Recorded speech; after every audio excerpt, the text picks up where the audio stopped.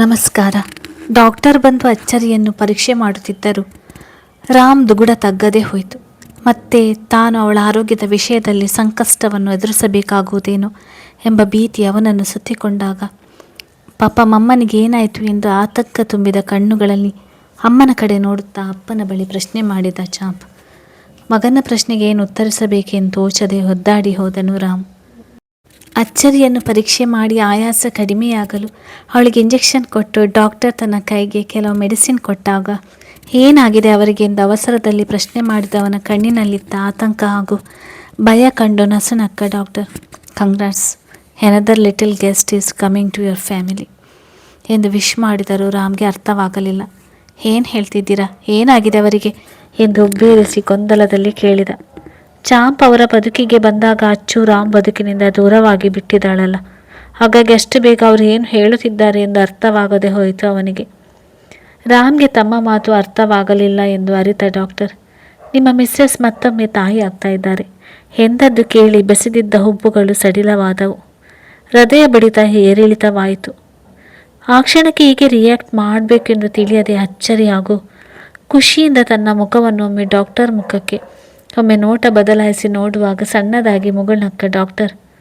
ಈ ಸಮಯದಲ್ಲಿ ಸುಸ್ತು ಆಯಾಸ ಸಹಜ, ಬಟ್ ಅವರನ್ನು ಕೇರ್ಫುಲ್ ಆಗಿ ನೋಡಿಕೊಳ್ಳಿ ಎಂದೇಳಿ ಅಲ್ಲಿಂದ ಸರಿದು ಹೋದರು. ರಾಮ್ಗೆ ಕೈಕಾಲು ಮಡುಗಟ್ಟಿದಂತೆಯೇ ಆಯಿತು.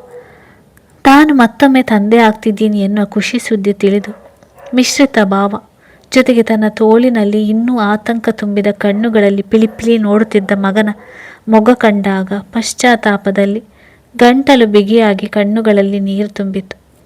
ತನ್ನ ಅಂಶ ಅಚ್ಚರಿಯ ಹೊಡಲಿನಲ್ಲಿ ರೂಪ ತಾಳಿದೆ ಎನ್ನುವ ಸಣ್ಣ ಸುಳಿವು ಸಿಗದೆ ಅದೆಷ್ಟು ನಿಷ್ಠುರವಾಗಿ ವರ್ತಿಸಿದ್ದೆ ತನ್ನವಳ ಜೊತೆ ಎಂದು ನೆನೆದು. ಆ ದಿನ ತಾನು ಮನುಷ್ಯತ್ವ ಮರೆತಂತೆ ಅಚ್ಚರಿಯ ಜೊತೆ ವರ್ತಿಸಿದಾಗ ತನ್ನ ಕಂದನ ಜೀವ ಅಪಾಯದ ಅಂಚಿನಲ್ಲಿ ಸಿಲುಕಿದ್ದು ನೆನೆದು ಅವನ ಹೃದಯ ಈಗಲೂ ಕಂಪಿಸಿತ್ತು. ತನಗೆ ತಿಳಿಯದೆ ನೋವಿನಲ್ಲಿ ಮಗನ ಮೇಲೆ ಹಿಡಿತ ಬಿಗಿ ಮಾಡಿ ಅವನನ್ನು ತನ್ನೆಡೆಗೆ ಹೊತ್ತುಕೊಂಡ ರಾಮ್.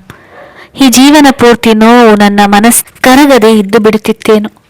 ಸಾರಿ ಮಗ್ನೆ, ನೀನು ಅಮ್ಮನ ಹೊಟ್ಟೆಯಲ್ಲಿ ಇದ್ದೀಯಾ ಅಂತ ಸಣ್ಣ ಸುಳಿವು ಇಲ್ಲದೆ ನಿನಗೆ ಅಪಾಯ ಆಗುವ ರೀತಿ ನಡೆದುಕೊಂಡು ಬಿಟ್ಟೆ ಎಂದು ಕಣ್ಣಿನಿಂದ ಜಾರಿದ ಹನಿಗಳು ಗಲ್ಲ ತೊಯ್ದು ಹೋಗುವಾಗ ಪಾಪ ಮಮ್ಮಿಗೆ ಏನಾಯಿತು, ಜ್ವರ ಬಂದು ಬಿದ್ದು ಬಿಟ್ಟಿದ್ದಾಳ ಎಂದು ಪ್ರಶ್ನೆ ಮಾಡಿದ್ದನ್ನು ಕಂಡು ಅಂಗೈಯಿಂದ ಮುಖ ಒರೆಸಿಕೊಂಡ ರಾಮ್.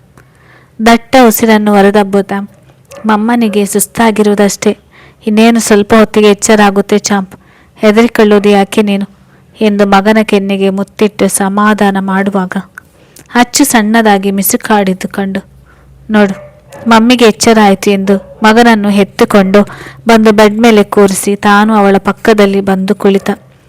ರಾಮ್ ಮುಖಕ್ಕೆ ಉಚಿ ಕಣ್ಣು ಬಿಟ್ಟ ತನ್ನವಳ ಹಣೆಯ ಮೇಲಿದ್ದ ಮುಂಗುರುಳನ್ನು ಮೃದುವಾಗಿ ಕಿವಿಯಿಂದ ಸರಿಸಿದವನು. ಈಗ ಹೇಗೆ ಅನಿಸ್ತಿದೆ ವಿಚಾರಿಸಿದ ಅಕ್ಕರೆ ತುಂಬಿದ ದನಿಯಲ್ಲಿ. ಸಾರಿ ರಾಮ್ ಕೇಳಿದಳು ಮೆಲ್ಲಗೆ. ರಾತ್ರಿ ಅವನು ಎಷ್ಟೇ ಬಲವಂತ ಮಾಡಿದರೂ ಊಟ ಮಾಡದೆ ಹಠ ಮಾಡಿದಾಳಲ್ಲ, ಹಾಗಾಗಿ ಬೈಯುವನೆಂದು. ಸಾರಿ ಏನಕ್ಕೆ ತಿಳಿದು ಕೂಡ ಕೇಳಿದ. ರಾತ್ರಿಯಿಂದ ಏನೂ ತಿನ್ನದೆ ಹಠ ಮಾಡಿ ನಿಮಗೆ ಹೀಗೆ ಟೆನ್ಷನ್ ಕೊಡ್ತಿರೋದಕ್ಕೆ ಎನ್ನುತ್ತಾ ಮೆಲ್ಲಗೆ ಎದ್ದು ಮಂಚಕ್ಕೆ ಹೊರಗೆ ಕುಳಿತಳು. ಹಾಂ, ಬಟ್ ನಿಮ್ಮ ಸಾರಿ ನನಗೆ ಬೇಡ ಎಂದಾಗ ಪೆಚ್ಚಾಗಿ ಅವನ ಮುಖ ನೋಡಿದಳು. ಅವನು ಮಾಮೂಲಿಯಾಗಿಯೇ ಇದ್ದ. ರಾಮ್, ನನ್ನ ಮೇಲೆ ಸಿಟ್ಟು ಬರ್ತಿದೆ, ಏನಾದರೂ ಬೈದು ಬಿಡಿ ಎಂದು ಮುಖ ಸಣ್ಣ ಮಾಡಿದನ್ನು ಕಂಡು, ಅಯ್ಯೋ ನನ್ನ ಹೆಂಡತಿ ಕಡೆಯಿಂದ ಇಂಥ ದೊಡ್ಡ ಸರ್ಪ್ರೈಸ್ ಗಿಫ್ಟ್ ಸಿಕ್ಕಿದೆ, ಅಂಥದ್ರಲ್ಲಿ ಬೈಯೋದು ಸಿಟ್ಟು ಮಾಡಿಕೊಳ್ಳೋದು ಮಾಡಿದರೆ ನಾನು ನರಕಕ್ಕೆ ಹೋಗ್ತೀನೇನು ಎಂದವನ ಮಾತಿನ ಅರ್ಥ ತಿಳಿಯದೆ, ಏನು ಹೇಳ್ತಿದ್ದೀರಾ ಎಂದವಳ ಹುಬ್ಬುಗಳು ಬೆಸೆದುಕೊಂಡವು. ಅವನ ಮಾತಿನ ಅರ್ಥ ತಿಳಿಯದೆ ಮುದ್ದು ಮನೆ ತುಂಬ ಪುಟ್ಟ ಪುಟ್ಟ ಹೆಜ್ಜೆ ಇಟ್ಟು ಗೆಜ್ಜೆ ಸದ್ದು ಮಾಡುತ್ತಾ ನಮ್ಮ ಕೈಗೆ ಸಿಗದೆ ನಮ್ಮನ್ನು ಸತಾಯಿಸೋದಕ್ಕೆ ನಮ್ಮನೆಗೆ ಪುಟ್ಟ ರಾಜ್ಕುಮಾರಿ ಬರ್ತಿದ್ದಾಳೆ ಎಂದು ಅವಳ ಹೊಡಲ ಮೇಲೆ ಕೈ ಇರಿಸಿ ನುಡಿದವನ ಕಣ್ಣುಗಳು ಖುಷಿಯಿಂದ ತುಂಬಿ ಬಂದರೆ ದನಿ ಭಾವುಕತೆಯಿಂದ ಆರ್ದ್ರವಾಗಿತ್ತು. ತನ್ನವನು ಏನು ಹೇಳುತ್ತಿದ್ದಾನೆ ಎಂದು ಈಗ ಅರ್ಥ ಮಾಡಿಕೊಂಡ ಅಚ್ಚು. ರಾಮ್ ನಿಜಾನ ಎಂದವನ ಮಾತನ್ನು ನಂಬಲಾಗದೆ ಉದ್ಗರಿಸಿದವಳ ಹೃದಯ ಬಡಿತದ ಸದ್ದು ಅವನ ಕರ್ಣಗಳನ್ನು ತಲುಪುವಾಗ, ಹಾಂ ನಾವು ಮತ್ತೆ ಅಪ್ಪ ಅಮ್ಮ ಆಗ್ತಿದ್ದೀವಿ ಎಂದ ಅವಳ ಹಣೆ ತಾಗಿಸಿದಾಗ ಅವನನ್ನು ಗಟ್ಟಿಯಾಗಿ ಅಪ್ಪಿದ ಅಚ್ಚು. ರಾಮ್, ನನಗೆ ಖುಷಿ ಅಳು ಬರ್ತಿದೆ, ನೀವು ಪರ್ಮಿಷನ್ ಕೊಟ್ಟರೆ ಹತ್ತು ಬಿಡ್ತೀನಿ ಎಂದು ಖುಷಿಯಲ್ಲಿ ಬಡಬಡಿಸುವಾಗ ಮುಲಾಜಿಲ್ಲದೆ ಮೂತಿ ಮೇಲೆ ಹಾಕ್ತೀನಿ. ರಾತ್ರಿಯಿಂದ ಕಣ್ಣೀರು ಹಾಕಿ ನನಗೆ ಹಿಂಸೆ ಮಾಡಿದ್ದು ಸಾಕು ಈಗ ಮತ್ತೆ ಅದೇ ಕೆಲಸ ಶುರು ಮಾಡಿದ್ರೆ ಎಂದು ತುಸು ಸಿಟ್ಟು ತುಂಬಿದ ದನಿಯಲ್ಲಿ ವಾರ್ನ್ ಮಾಡಿದ್ದ. ಖುಷಿ ಪಡಬೇಕಾದ ಸಂದರ್ಭವನ್ನು ಕಣ್ಣೀರಿನ ಮೂಲಕ ಹಾಳು ಮಾಡಿಕೊಳ್ಳಲು ಇಚ್ಛಿಸದೆ, ನಿಮಗೆ ಯಾರು ಈ ವಿಷಯ ಹೇಳಿದ್ದು? ಡಾಕ್ಟರ್ ಬಂದಿದ್ದಾರಾ ಎಂದು ಗೊಂದಲದಲ್ಲಿ ಕೇಳಿದಾಗ, ಹಾಂ, ಬಂದು ನಿಮ್ಮನ್ನು ಚೆಕ್ ಮಾಡಿ ಹೇಳಿ ಹೋದರು. ಅಲ್ಲ ಕಣ್ರಿ, ನಿಮಗೆ ಇದು ಸೆಕೆಂಡ್ ಪ್ರೆಗ್ನೆನ್ಸಿ ಅಲ್ವಾ? ನಿನ್ನೆಯಿಂದ ಈ ರೀತಿ ಸುಸ್ತಾಗಿದ್ದರೂ ಅನುಮಾನ ಬರಲಿಲ್ವಾ ಎಂದು ಹುಸಿ ಗದರಿಸಿದ. ಪ್ರಾಮಿಸ್ ಇಲ್ಲ ಎಂದು ಉತ್ತರಿಸಿ ಆಗಲಿಂದ ತಮ್ಮ ಕಡೆ ಪುಟಾಣಿ ಕಣ್ಣುಗಳನ್ನು ಪಿಳಿಪಿಳಿ ಬಿಡುತ್ತಾ ಕುತೂಹಲದಿಂದ ನೋಡುತ್ತಿದ್ದ ಮಗನನ್ನು, ಆರು ಬಾಯಿಲ್ಲಿ ಎಂದು ಕೈ ಮುಂದೆ ಚಾಚಿದಳು. ಚಾಂಪ್ ಒಡನೆ ಬಂದು ಅಮ್ಮನ ತೊಡೆಯ ಮೇಲೆ ಕುಳಿತಿದ್ದ ಮುದ್ದು ಮರಿಯಂತೆ. ಚಾಂಪ್, ಮಮ್ಮಿಗೆ ಕಂಗ್ರಾಟ್ಸ್ ಹೇಳು, ನಿಂಗೆ ಆರೋಗ್ಯ ಪಾಪು ತಂಗಿ ಕೊಡ್ತಿದ್ದಾರೆ ಎಂದದ್ದು ಕೇಳಿ ಅಚ್ಚು ಮುಖ ನಾಚಿಕೆಯಿಂದ ಕೆಂಪಾದರೆ, ಚಾಂಪ್, ತಂಗಿ ಪಾಪು ಅಂದರೆ ಎಲ್ಲಿದ್ದಾಳೆ ತಂಗಿ ಪಾಪು ಎಂದು ಕಣ್ಣು ಕಿರಿದಾಗಿಸಿ $1,000,000 ಬೆಲೆ ಬಾಳುವ ಪ್ರಶ್ನೆ ಕೇಳಿದ್ದು ಕಂಡು ಕಿಸಕ್ಕನೆ ನಕ್ಕ ಅಚ್ಚು. ಹಾಂ, ಈಗ ಉತ್ತರ ಕೊಡಿ ಎಂದು ಉಬ್ಬೇರಿಸಿ ಸನ್ನೆ ಮಾಡಿದಳು.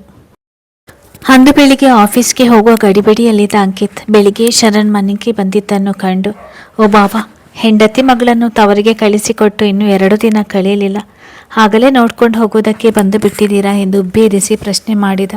ಅವನಿಗೆ ಕೂರಲು ಸಹ ಬಿಡದೆ. ಅವನ ಪ್ರಶ್ನೆಗೆ ಶರಣ್ ಮುಖ ಮುಜುಗರದಲ್ಲಿ ಹಿಡಿಯಷ್ಟು ಆಯಿತು. ಬೆಳಿಗ್ಗೆ ಎಲ್ಲರೂ ಮನೆಯಲ್ಲೇ ಇದ್ದಾರಲ್ಲ. ಲಿವಿಂಗ್ ಏರಿಯಾದಲ್ಲಿ ಕುಳಿತು ಮಗಳಿಗೆ ಜುಟ್ಟು ಹಾಕುತ್ತಿದ್ದ ಭುವನ, ಅಣ್ಣ, ಅವರ ಕಷ್ಟ ನಿನಗೆ ಅರ್ಥ ಆಗಬೇಕು ಅಂದರೆ ಶ್ರೇಯ ಸ್ವಲ್ಪ ದಿನದ ಮಟ್ಟಿಗೆ ತವರಿಗೆ ಹೋಗಬೇಕು, ಆಗಲೇ ನಿನಗೆ ಗೊತ್ತಾಗೋದು ಎಂದಿದ್ದಳು. ಅವನು ತನ್ನವನನ್ನು ಕಾಲೆಳೆಯುತ್ತಿರುವುದು ಕಂಡು, ಹುಟ್ಟಿದಾಗಿನಿಂದ ನೀವು ಜೊತೆಯಲ್ಲೇ ಇದ್ದ ಹಾಗೆ ಮಾತಾಡಬೇಡ, ಸುಮ್ಮನೆ ಇರು ಭುವನ. ನನ್ನ ಹೆಂಡತಿ ಈಗ ತವರಿಗೆ ಹೋಗ್ತೀನಿ ಅಂದರೂ ನಾನು ಆರಾಮವಾಗಿ ಕಳಿಸಿಕೊಡ್ತೀನಿ ಎಂದಿದ್ದ ಸೋಲದೆ. ಹಾಂ, ಗೊತ್ತು, ಮದುವೆ ಆದ ಹೊಸದ್ರಲ್ಲಿ ಶ್ರೇಯ ಅಪ್ಪನ ಮನೆಯಲ್ಲಿ 1 ವಾರ ಇದ್ದು ಬರ್ತೀನಿ ಅಂತ ಹೇಳಿ ಉಳಿದುಕೊಂಡಿದ್ದಕ್ಕೆ ತಾವು ಹೊಟ್ಟೆ ನೋವಿನ ನೆಪ ಕೊಟ್ಟು ಅವಳನ್ನು ವಾಪಸ್ ಕರೆಸಿಕೊಂಡಿದ್ದು ಅವನಿಗೆ ಸರಿಯಾಗಿ ಜವಾಬು ಕೊಟ್ಟಿದ್ದಳು. ಅವನ ಮಾತಿಗೆ ತಬ್ಬಿಬ್ಬಾದ ಅಂಕಿತ್, ಹೇಯ್, ಯಾರು ಹೇಳಿದ್ದು ನಿಂಗೆ? ನಾನೇನು ಹಾಗೆ ಮಾಡಿಲ್ಲ ಎಂದು ಜೋರು ಮಾಡಿದ್ದು ಕಂಡು, ಶ್ರೇಯಾ, ಅಂಕಲ್ಗೆ ಕಾಲ್ ಮಾಡಿ ಸ್ವಲ್ಪ ದಿನ ಊರಿಗೆ ಹೋಗಿ ಬಾ, ನಿನ್ನ ಗಂಡನಿಗೇನು ಸಮಸ್ಯೆ ಇಲ್ಲ ಎಂದು ಸಿರಿದ ಭುವನ.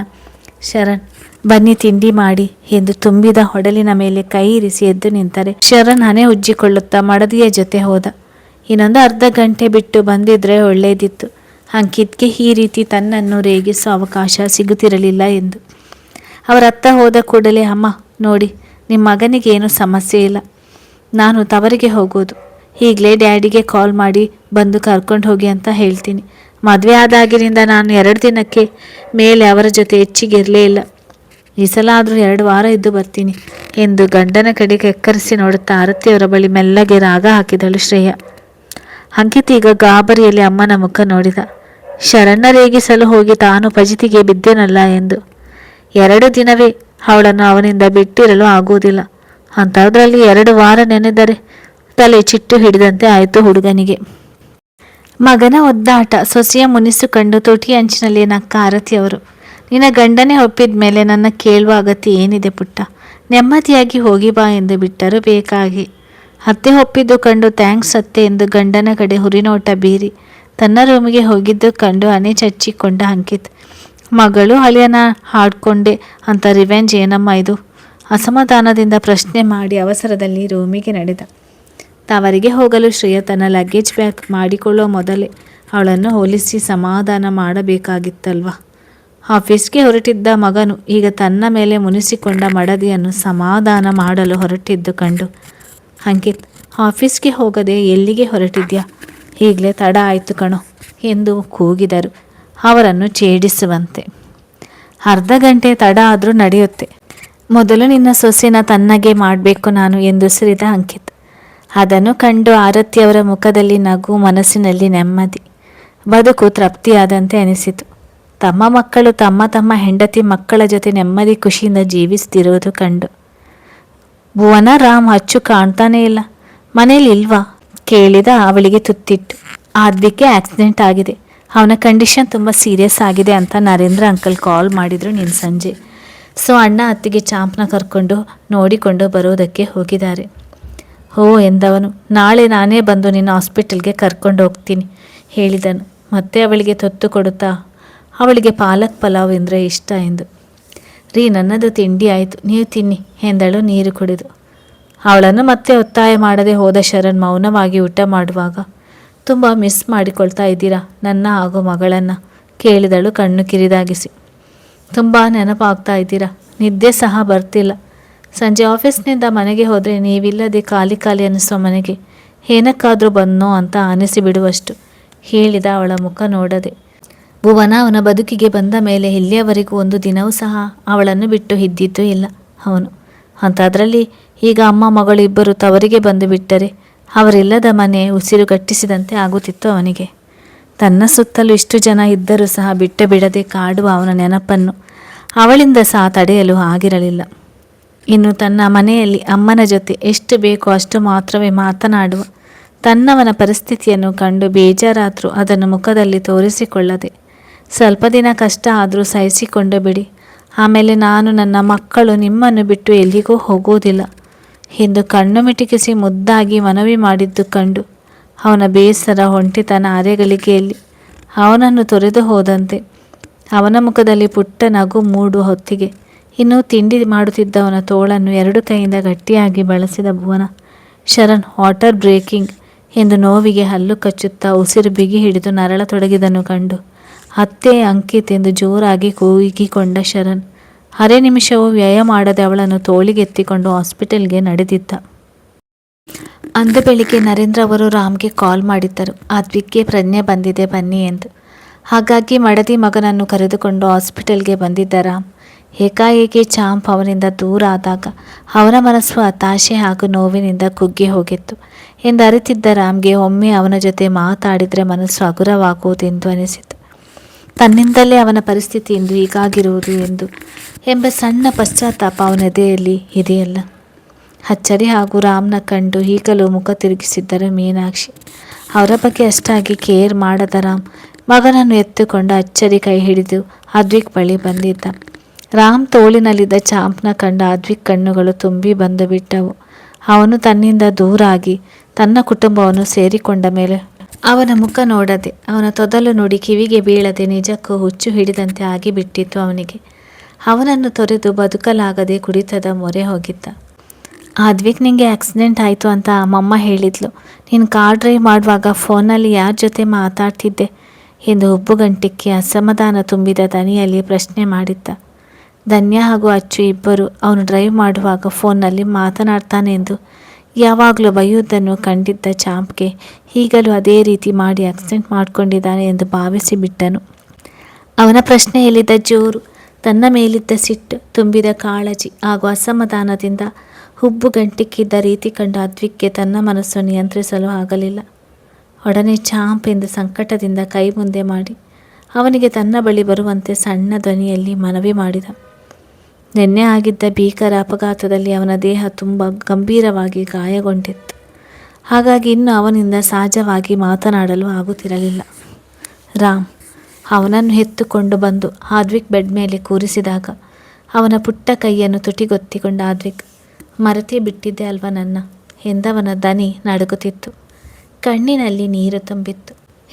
ಮರೆತಿಲ್ಲ ನಾನು, ಬೇಕಾದರೆ ಮಮ್ಮನ ಕೇಳು, ನಾನು ನಿನ್ನ ಜೊತೆ ಮಾತಾಡಬೇಕಂತ ಕಾಲ್ ಮಾಡಿಸಿದ್ದೆ, ಆದರೆ ನೀನೇ ನನ್ನ ಮೇಲೆ ಸಿಟ್ಟು ಮಾಡಿಕೊಂಡು ಕಾಲ್ ರಿಸೀವ್ ಮಾಡಲಿಲ್ಲ ಎಂದು ಮುನಿಸಿನಿಂದ ಮೂತಿ ಉಬ್ಬಿಸಿ ದೂರಿದ. ಸಾರಿ ಎಂದು ಮೆಲ್ಲಗೆ ತನ್ನ ಕಿವಿ ಹಿಡಿದು ಕ್ಷಮೆ ಯಾಚಿಸಿದನು ಅದ್ವಿಕ್. ಆಯುಷ್ ತನ್ನಿಂದ ದೂರಾದ ಎನ್ನುವ ನೋವಿನ ಜೊತೆ ಅಚ್ಚರಿ ವಿಷಯದಲ್ಲಿ ಮೀನಾಕ್ಷಿ ಅವರು ಅವನ ಮನಸ್ಸನ್ನು ಕ್ರಶ ಮಾಡಿಬಿಟ್ಟಿದ್ರು. ಸರಿ ಯಾವುದೋ ತಪ್ಪು ಯಾವುದೋ ಎಂದು ಯೋಚಿಸಲು ಆಗದಷ್ಟು.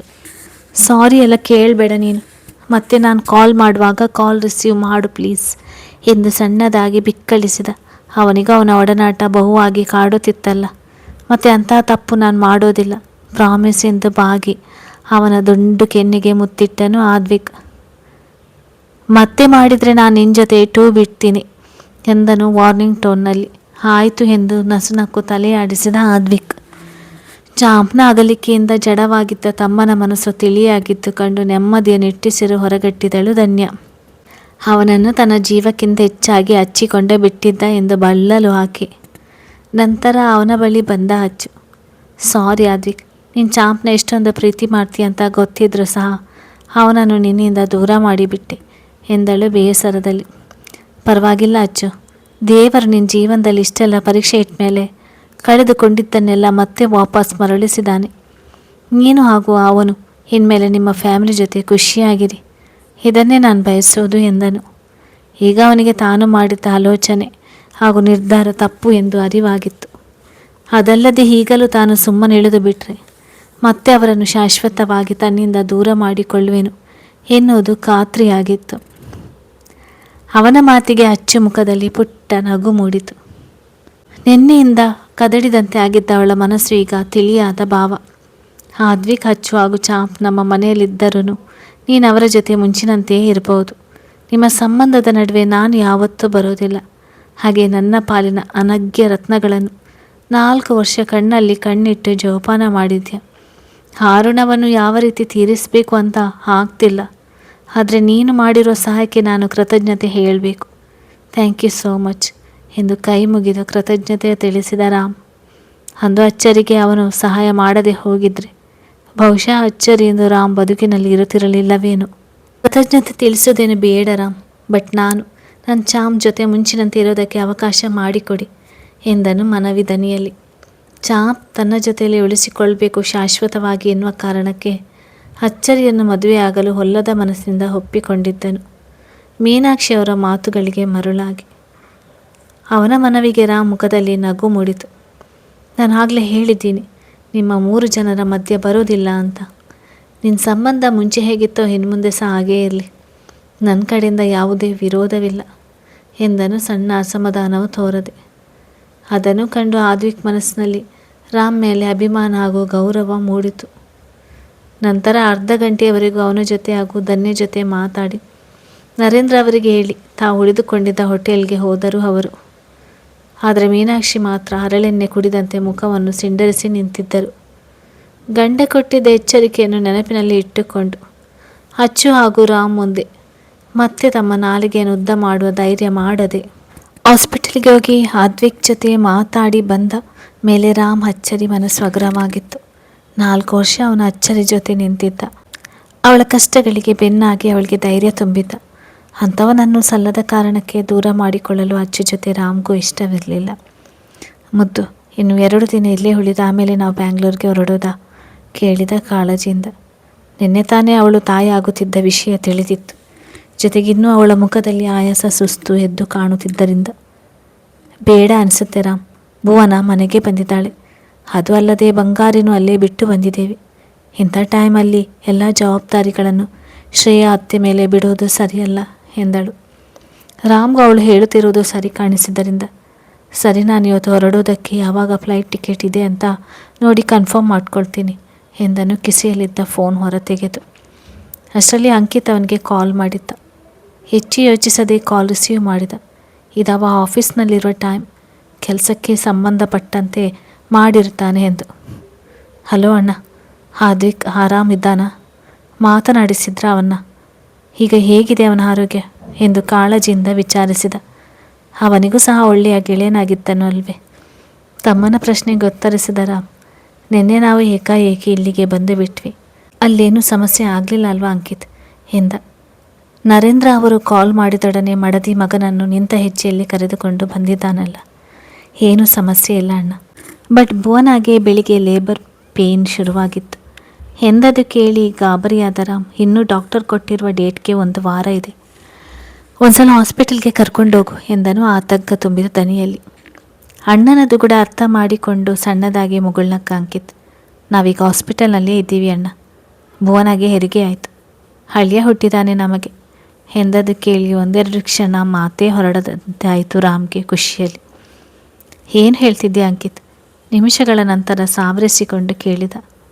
ಅಂಕಿತ್ ಬೆಳಿಗ್ಗೆ ಶರಣ್ ಮನೆಗೆ ಬಂದಾಗಿನಿಂದ ಹಿಡಿದು ಇಲ್ಲಿಯವರೆಗೆ ಏನೇನೋ ಆಯಿತು ಎಲ್ಲವನ್ನೂ ರಾಮ್ಗೆ ಹೇಳಿದಾಗ ದಟ್ಟ ಉಸಿರನ್ನು ಹೊರಗಟ್ಟಿದ ರಾಮ್.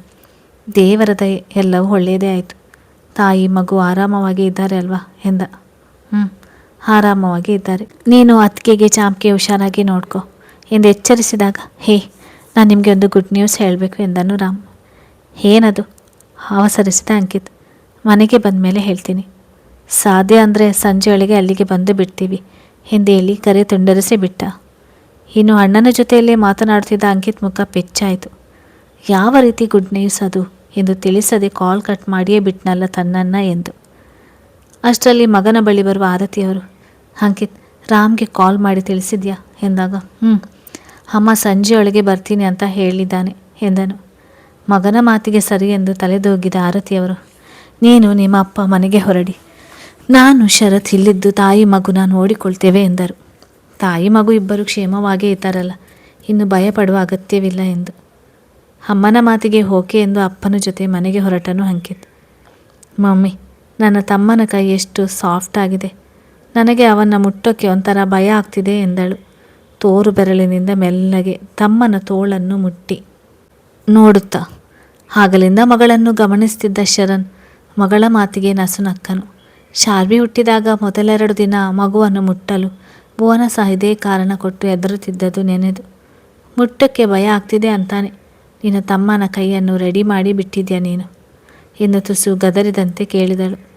ಅಮ್ಮನ ಗದರುವಿಕೆಗೆ ಮುಖ ಊದಿಸಿದ ಶಾರ್ವಿ, ಮಮ್ಮಿ ನಿಂಗೆ ಗೊತ್ತಿಲ್ಲ, ನಾನು ಅವನ ಕೆನ್ನೆ ಮುಟ್ಟಿದ್ರೂ ಕೆನ್ನೆನೂ ರೆಡ್ ಆಗ್ತಿದೆ ನೋಡು ಎನ್ನುತ್ತಾ ಮತ್ತೆ ಕೆನ್ನೆಯನ್ನು ತೋರು ಬೆರಳಿನಿಂದ ಹೊತ್ತಿದ್ದು ಕಂಡು, ಶರಣ್ ಹೇಳಿ ನಿಮ್ಮ ಮಗಳಿಗೆ, ಅವನು ಇನ್ನೂ ಪುಟ್ಟ ಪಾಪ, ಈ ಥರ ಎಲ್ಲ ಮಾಡಿದರೆ ಅವನಿಗೆ ಹರ್ಟ್ ಆಗುತ್ತೆ ಅಂತ ಎಂದು ಗಂಭೀರವಾಗಿ ಎಚ್ಚರಿಸಿದಳು. ಬೆಳಿಗ್ಗೆ ಅವರ ಜೊತೆ ಹಾಸ್ಪಿಟಲ್ಗೆ ಬಂದಿದ್ದ ಶಾರ್ವಿ, ಮಧ್ಯಾಹ್ನ ಅಂಕಿತ್ ಮನೆಗೆ ಹೋಗೋಣ ಬಾ ಎಂದರು ಕೇಳದೆ. ನಾನು ನನ್ನ ತಮ್ಮನ ಜೊತೆಯಲ್ಲಿರುವೆ ಎಂದು ಹಠ ಮಾಡಿ ಉಳಿದಿದ್ದಾನೆ. ಅಷ್ಟು ಸಾಲದು ಎಂದು ನಿದ್ದೆ ಮಾಡುತ್ತಿದ್ದ ಮಗುವಿನ ಕೆನ್ನೆ ಕೈ ಮುಟ್ಟಿ ಕಿರಿಕಿರಿ ಮಾಡುತ್ತಿದ್ದಳು. ಹಾಗಾಗಿ ಬೋನಾಗೆ ತುಸು ಸಿಟ್ಟು ಬಂದಿತ್ತು. ಶಾರ್ವಿ ಪಾಪು, ಪದೇ ಪದೇ ಮುಟ್ಬೇಡ, ಅವನೀಗ ತುಂಬ ಸೆನ್ಸಿಟಿವ್ ಇರ್ತಾನೆ ಪ್ಲೀಸ್ ಎಂದು ಮಗಳಿಗೆ ಮನವಿ ಮಾಡುವಾಗ, ಅತ್ತೆ ನಮ್ಮನೆಗೆ ನ್ಯೂ ಬೇಬಿ ಬಂದಿದೆ ಅಂತ ಹೇಳಿದ್ರು ಪಪ್ಪ, ಏನಿದ್ದಾನೆ ಅವನು ಎಂದು ಖುಷಿಯಿಂದ ಬಡಬಡಿಸಿದ ಭುವನ ಬೆಡ್ ಬಳಿ ಬಂದಿದ್ದ ಚಾಂಪ್. ಅವನನ್ನು ಕಂಡೊಡನೆ ಶಾರ್ವಿ ಮೆಲ್ಲಗೆ ಅಪ್ಪನ ತೊಡೆ ಮೇಲೆ ಹೇರಿಬಿಟ್ಟಳು. ಇಲ್ಲವಂದ್ರೆ ಏನಾದರೂ ತರಲೆ ಮಾಡುವ, ತರಲೆ ತಿಮ್ಮ ಎಂದು. ನೋಡು ಮಲಗಿದ್ದಾನೆ ನಿನ್ನ ತಮ್ಮ, ಹೀಗಲ್ಲ ಬರೋದು ನೀನು ನಿನ್ನ ತಮ್ಮನ ನೋಡೋದಕ್ಕೆ ಎಂದು ಉಸಿ ಜೋರು ಮಾಡಿದಳು ಭುವನ. ಅಯ್ಯೋ ಬೇಗನೆ ಬಂದ್ವಿ ನಾವು, ಅದಕ್ಕೆ ಪಪ್ಪ ಮಾವನಿಗೆ ಕಾಲ್ ಮಾಡಿ ನೀವು ಎಲ್ಲಿದ್ದೀರಾ ಅಂತ ತಿಳ್ಕೊಳ್ಳೋದು ಲೇಟ್ ಮಾಡಿತು ಎಂದು ತನ್ನ ಅಪ್ಪನನ್ನು ದೂರುತ್ತಾ ತನ್ನ ಪುಟಾಣಿ ಕಣ್ಣುಗಳನ್ನು ಚಾಂಪ್ ಕಡೆ ಬಿಡುತ್ತಾ ಪಿಳಿ ಪಿಳಿ ನೋಡುತ್ತಿದ್ದ ಮಗುವನ್ನು ಕಂಡು ಖುಷಿಯಾದ ಚಾಂಪ್, ಅತ್ತೆ ಮುಟ್ಲಾ ಬೇಬಿನಾ ಎಂದು ಕಣ್ಣರಳಿಸಿ ಆಸೆಯಿಂದ ಕೇಳಿದಾಗ ಹಾಂ ಎಂದು ಸಣ್ಣದಾಗಿ ಮುಗುಳ್ನಕ್ಕಳು ಭುವನ. ಅಪ್ಪನಂತೆ ತುಸು ನಾಚೂಕು ಹೆಚ್ಚೇ ಇದ್ದಾನಲ್ಲ ಅವ. ಅವಳೊಪ್ಪಿಗೆ ಕೊಟ್ಟ ಮೇಲೆ ಮೆಲ್ಲಗೆ ಈಗ ತಾನೇ ಕಡಿದು ತೆಗೆದ ಬೆನ್ನೆ ಮುದ್ದೆ ಅಂತಿದ್ದ ಮಗುವಿನ ಪಾದವನ್ನು ಬಹಳ ನಾಜುಕ್ಕಾಗಿ ಮುಟ್ಟಿದ ಚಾಂಪ್. ಅತ್ತೆ ಏನಿವನ ನೇಮ್ ಎಂದು ಕೇಳಿದ. ಇನ್ನೂ ನಾಮಕರಣ ಮಾಡಲಿಲ್ಲ ಚಾಂಪ್, ಅಲ್ಲಿಯವರೆಗೂ ಕೂಗುವುದಕ್ಕೆ ನೀನೇ ಒಂದು ಹೆಸರನ್ನು ಇಟ್ಟುಬಿಡು ಎಂದನು ರಾಮ್.